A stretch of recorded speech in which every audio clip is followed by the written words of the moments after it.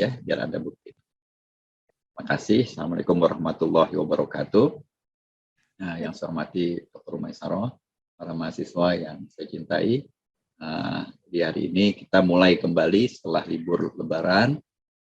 Saya minta maaf jika ada kesalahan-kesalahan yang telah saya kerjakan, yang mungkin juga nanti akan saya lakukan lagi. Jadi di momen yang bahagia ini, ya di background saya itu masih ada tulisan halal bihalal kelihatannya, karena tadi pagi saya ya Bu Umay juga hadir tadi halal bihalal di universitas ya secara Zoom. Jadi kita punya semangat baru ya setelah libur. Mudah-mudahan ini pertemuan ke-9, jadi nanti ada setelah ini ada 5 pertemuan lagi yang isinya itu tentang bilangan kompleks, 2 pertemuan ya, hari ini dan minggu depan. Minggu depan libur, kita lihatlah gimana kita solusikannya ya. Minggu depan libur, nanti kita lihat kapan. Terus nanti ada kaitan di bagian akhir itu tentang persamaan diferensial ya. Oke, jadi hari ini basic dari bilangan kompleks, ini pernah kalian pelajari ketika di SMA dulu atau SMU dulu. Bilangan kompleks ini adalah salah satu bilangan yang penting di teknik elektro ya. Nanti kita lihat kemana dia ya. Ini dari pendahuluan dulu ya. Setelah dari pendahuluan, kalian nanti akan kita kasih kabar bahwa bilangan kompleks itu ternyata penting. Nah, nanti terus kita lakukan perhitungan-perhitungan sederhana. Nah, saya bersama Bu Umaisaro akan ngajarin kalian step by step yang mudah. Dan nanti minggu berikutnya, apa minggu depan, apa 2 minggu lagi, kita akan mengaplikasikan ya. Nanti di berikutnya ini, di sini ada aplikasi complex number atau bilangan kompleks di teknik elektro. Jadi kalau kalian udah paham bilangan kompleks, kalian kuliah elektro, nanti kalian akan bilang teknik elektro tidak akan ada tanpa bilangan kompleks. Ya. Kita akan bilang begitu. Ya. Jadi jangan dimusuhi ini bilangan kompleks. Ya, justru kita akan temani, kita akan memanfaatkan dia untuk tugas-tugas kita di teknik elektro. Oke, saya masuk ke pendahuluan dahulu. Jadi ada yang namanya tatanan bilangan atau hierarki ya. Jadi bilangan itu kita pelajari yang pelan-pelan, yang mudah-mudah dulu ketika waktu SD dulu. SD ya, itu ada namanya bilangan asli atau natural numbers. Natural numbers ini itu apa yang bisa kita hitung ya. Kita hitung dengan tangan biasanya. Kalian tuh misalnya kalian punya apalah, punya pensil, bolpen ya. Kalian punya berapa? 1, 2, 3, 4 dan selanjutnya. Ya itu namanya bilangan asli. Itu biasanya kita ya karena itulah yang kita miliki gitu. Ada berapa punya berapa motor ya, punya 3 Pak ya, 1 2 3. Punya berapa mangga ya, kalian petik ada 2 Pak gitu. Itu bilangan asli yang kita kenal secara alami. Ya, 0 tidak termasuk ya, karena 0 itu belakangan ditemukan, orang nggak ada kebayang. Jadi bilangan asli itu adalah bilangan yang termudah yang kita dapati secara natural ya, makanya orang Inggris itu bilang natural numbers. Nah, ini ada garis bilangan nih. Nah, bilangan asli itu adanya di sini 1, 2, 3, 4 dan selanjutnya ya. Ini namanya garis bilangan. Jadi saya sering bilang ke kalian, gambarkan, sketsakan. Ya tanpa disketsakan itu kita di kepala nggak akan bisa. Kalian boleh thinking habis gitu, tapi sketsakan biar proses thinkingnya lebih sistematis ya, lebih terukur. Nanti ketika mau kembangkan kemana-mana lebih mudah. Nah, ternyata dalam perjalanan hidup manusia, dalam perjalanan dia berkarya, muncul tambahannya yaitu bilangan bulat yang kita sebut dengan integers. Nah, bilangan bulat ini ya bukan hanya ke kanan tapi juga ke kiri, termasuk 0 gitu. Jadi kalau ketika kita punya 1 bolpen, bolpennya kita berikan ke orang lain, maka kita tidak punya bolpen lagi atau 0. Dan juga negatif. Nah, negatif ini artinya kita kalau itu berhutang ya. kita berhutang. Kalau ini positif, kita memiliki banyak, makin ke kanan. Kalau ke kiri itu makin berhutang. Ya, digambarkan dengan mudah sekali di garis bilangan. Jadi bilangan bulat atau integers adalah bilangan-bilangan yang baik positif, negatif atau bernol, dan bulat. Ya, bulat itu integers ya, R-nya nggak ada di sini. Ya, bulat itu tadi begitu ya. Nah, jadi utuh bilangan bulat. Nah, kemudian dikembangkan lagi oleh para ahli matematika yang namanya bilangan pecahan, ya, bilangan rational numbers, bilangan pecahan kalau saya bilangnya fractional ya. Nah, bilangan pecahan ini, misalnya, ya misalnya di sini kali ya, di sinilah katakanlah 2,5 itu bilangan pecahan. Yang kalian bisa tuliskan dalam bentuk 5/2 gitu. Ini bilangan desimal, ini bilangan pecahan 5/2. Nah, ini yang disebut dengan bilangan rasional yang terminating. Terminating itu berhenti gitu, 2,5 ya. Atau di sini 3,5 itu terminating. Atau barangkali di sini nih ya, saya tambahin aja di sini 2,25 itu terminating. Selesai. Tapi ada juga yang repeating. Repeating itu berulang, misalnya sepertiga. Sepertiga itu kalau kalian tulis pakai kalkulator, jadi 0,3333 ini repeating. Sampai ujung tak terhingga. Ya. Nah, itu dibilang tetap bilangan rasional. Jadi bilangan rasional itu ada dua. Ada yang terminating, ada yang repeating. Nah, 0,3 itu adanya di sini. 0,3. Sedikit di bawah dia. Ini tepat 0,3 kurang lebih ya. 0,3. Ini terminating, tapi bergeser sedikit aja ke sepertiga, itu namanya repeating. Nah, selain itu ada juga bilangan yang namanya bilangan irasional. Irrational numbers ini tidak terminating, tidak repeating. Nah, contohnya apa? Pi, ya. Pi ini, ya, kapan-kapan kita pelajari lebih detail, atau mungkin kalau udah pelajari lebih detail. Pi itu dulu zaman dahulu itu didefinisikan sebagai keliling dibagi diameter. Ya, whatever lah ya. Nanti kalian bisa iseng-iseng cari di Google. Pi itu kalau saya bilangnya pi ya, pi. Kalau orang Inggris bilangnya pi. Ya. Padahal salah, harusnya pi. Karena itu istilahnya istilah orang Yunani. Jadi kalian nulisnya begini ya.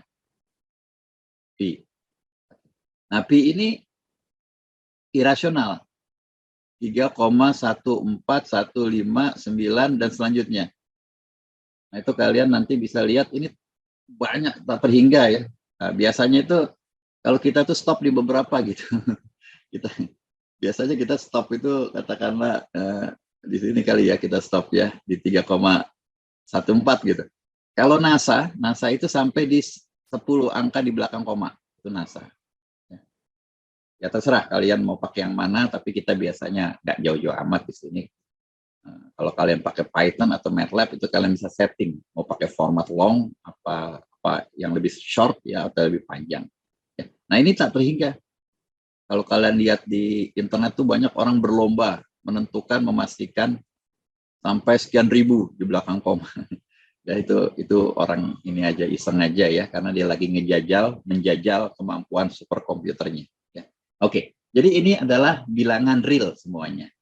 Jadi semua bilangan real selesai dibahas oleh para matematikawan dan insinyur dengan bantuan garis bilangan. Makanya disebut garis bilangan real. Ini semuanya penuh di sini nih. Penuh dari tak terhingga tuh penuh. Sampai plus tak terhingga tuh penuh. Jadi kalau kalian bayangin ini seperti sebuah rumah, dia udah full, tidak ada tempat lagi. Ya. Nah, kita orang matematika, kita insinyur berpikir udah selesai semua di sini. Udah penuh Pak, selesai. Tapi ternyata tidak. Kenapa tidak? Karena ada satu masalah. Ya, ada satu masalah yang akan memperkenalkan kita kepada bilangan ini. Ya, tutup dulu namanya, jangan kita bahas dulu. Saya ingin tunjukin ke kalian ini masalahnya. Jadi datanglah sebuah persamaan x kuadrat tambah 1 sama dengan 0. Berapa x-nya? Nah, itu bilangan real tidak bisa menjawab. Padahal moto dari orang matematika dan moto para insinyur Setiap masalah harus ada jawabannya. Itu yang keren ya. Jadi kalian tuh harus pegang itu credo ya dari seorang insinyur dan seorang matematikawan, bahwa setiap masalah harus ada solusinya. Walaupun solusinya bukan yang terbaik, paling nggak ada solusi yang lumayan ya. Solusi yang bukan yang terbaik tapi lumayan. Nanti minggu depan kita perbaiki, tahun depan kita perbaiki, 10 tahun lagi diperbaiki ya. Dunia ini berkembang karena ada orang yang memikirkan solusi dari sebuah problem. Ya, solusi komunikasi zaman dahulu itu kan ditemukan ketika telepon, TV.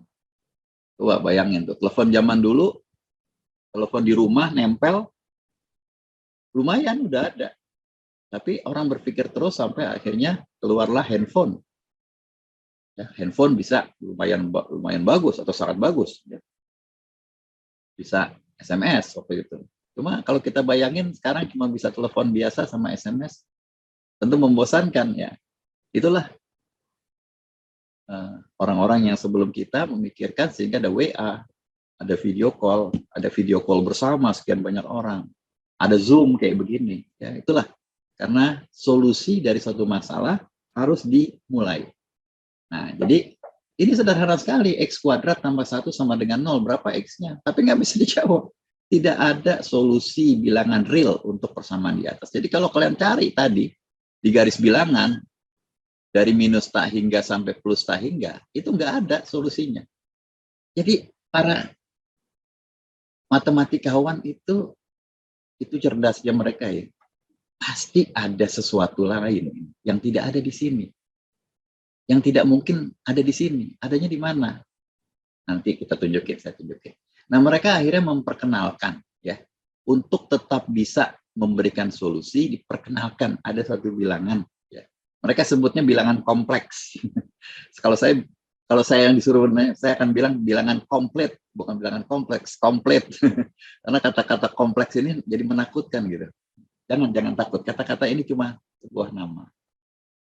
Kalau saya disuruh namain bilangan komplit namanya. Tapi kan udah kadung diberi nama bilangan kompleks, ya kita pakai aja complex numbers, bilangan kompleks ya. Jadi mereka mendefinisikan sebegini nih, bilangan kompleks Z sama dengan A tambah JB. Ya.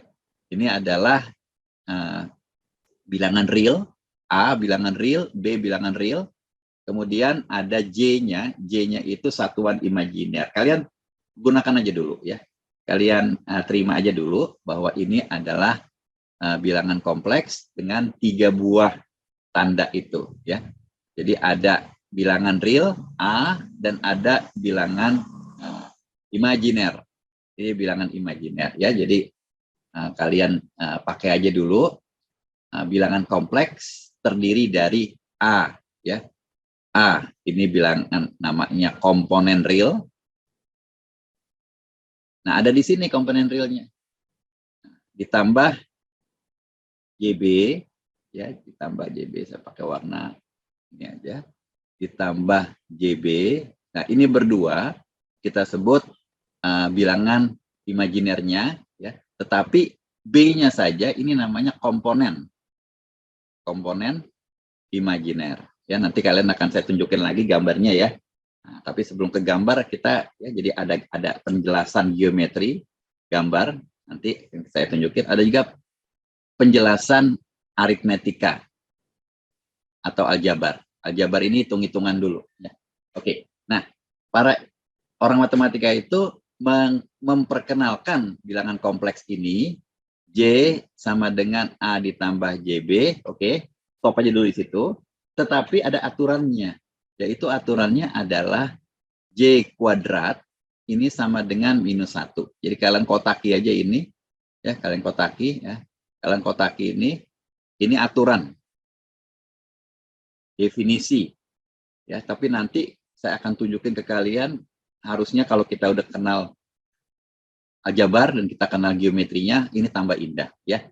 Jadi dikotaki dulu, saya tulis lagi di sini dengan warna merah, biar kelihatan bahwa J kuadrat sama dengan minus 1, ya. Oke, kotaki. Saya tidak menggunakan I, ya. Kadang-kadang ini ada tulisan ini ya. Saya tidak menggunakan I, saya menggunakan J, karena I itu suka campur aduk dengan arus. Jadi saya langsung pakai J. Kalau buku-buku matematika masih pakai I.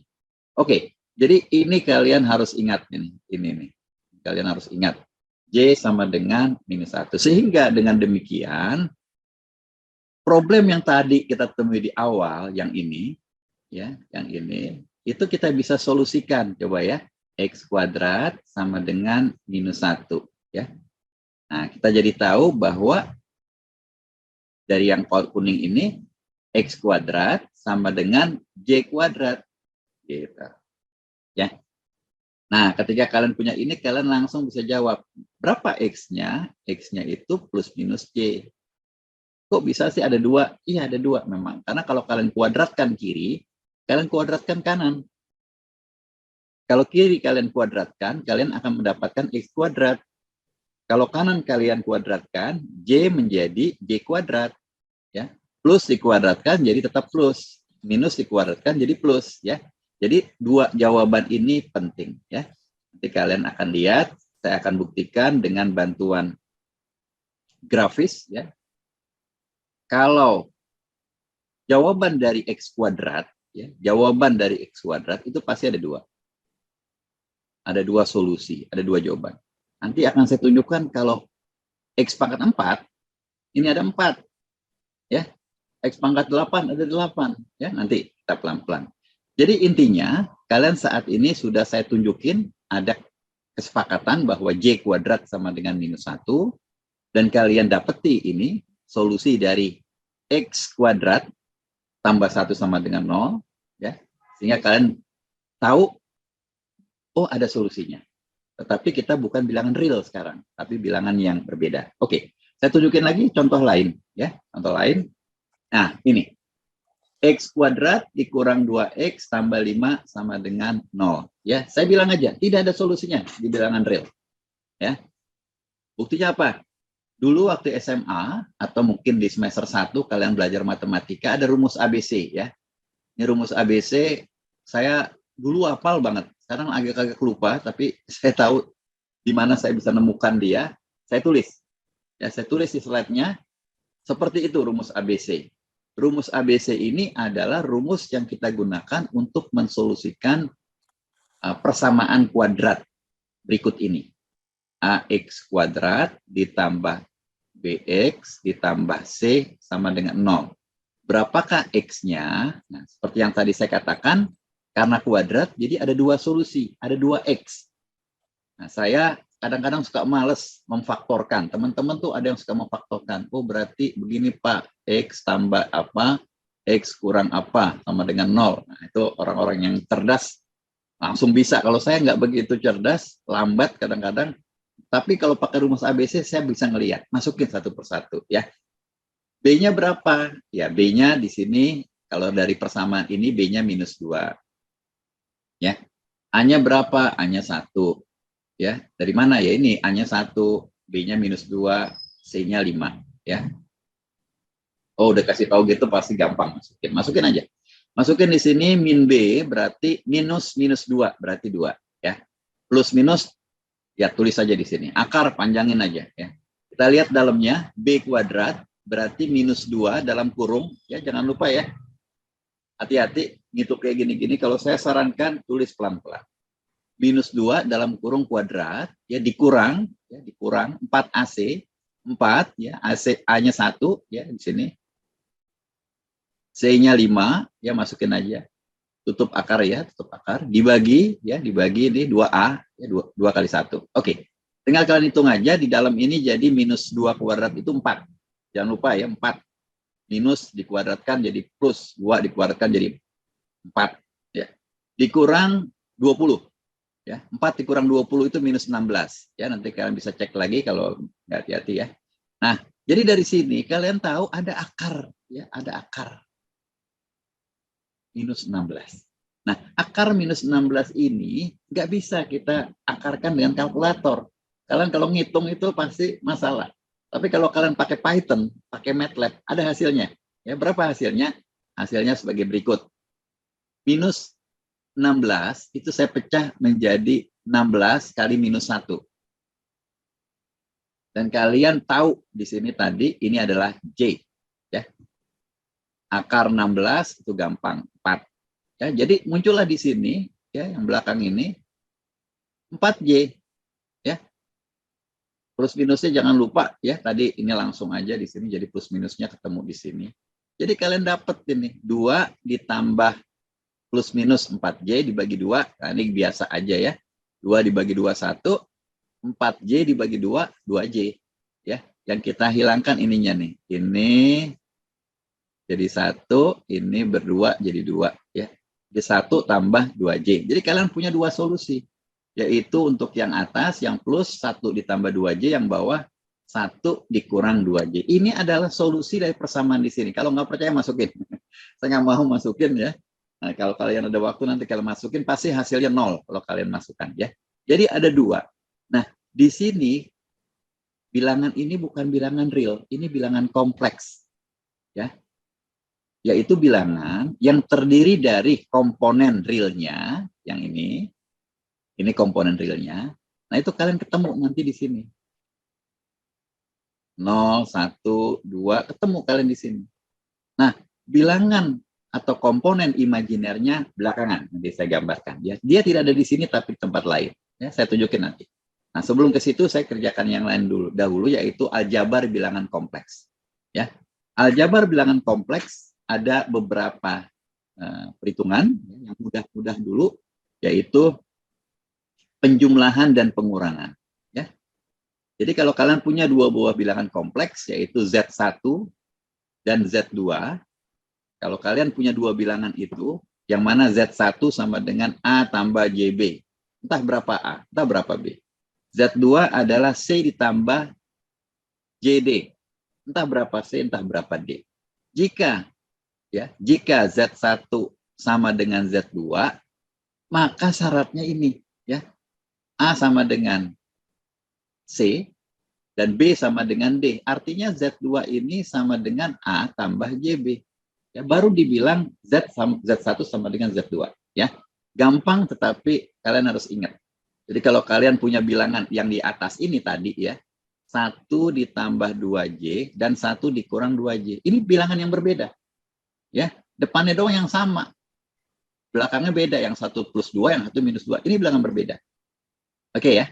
Jadi kalau dia dibilang sama, kalau atas sama dengan bawah, ya, dan ini sama dengan ini tidak sama, ya, tidak sama. Oke, yang kedua, penjumlahan dan pengurangan bilangan kompleks yang tadi ya saya mulai, yaitu dengan cara menjumlahkan masing-masingnya, masing-masing komponen realnya. Ya, kalau kalian jumlahkan Z1 tambah Z2, Z1 tambah Z2, maka tambahkan A tambah C, ya. A tambah C. A tambah C. Dan jumlahkan bilangan imajinernya, komponen imajinernya. B tambah D. Nanti ada contohnya. Demikian juga kalau kalian mengurangi, kurangi. Hati-hati dengan posisi mana dikurang apa. Ya. Oke, jadi gampang nanti contohnya di sini. Nah, berikutnya saya lebih serius di sini. Perkalian bilangan kompleks. Masih Z1 kali Z2. Ya. Kalian tulis aja. Z1 itu A ditambah JB dalam kurung. Z2 C ditambah JD dalam kurung. Ya. Nah, karena dalam kurung masing-masing ada 2 suku, maka nanti ada 4 di sini. Ada 4. Yang pertama, depan sama depan, A kali C. Tulis di sini, A kali C. Ya. Kemudian lanjutkan, yaitu depan dengan belakang. Nih, A kali JD. Tulis saja. Nah, ini boleh aja kalian tulis J kali A kali D, boleh. Atau kalian tulis J, DA, boleh. Atau J-nya di belakang. DAJ, boleh. Cuma seringkali memang J itu ditaruh di depan. Ya. Jadi cuma kebiasaan aja. Nggak bisa dibilang salah. Ya, tapi kalau kalian programming sama MATLAB, masalah nanti. Kalian programming pakai Python, masalah.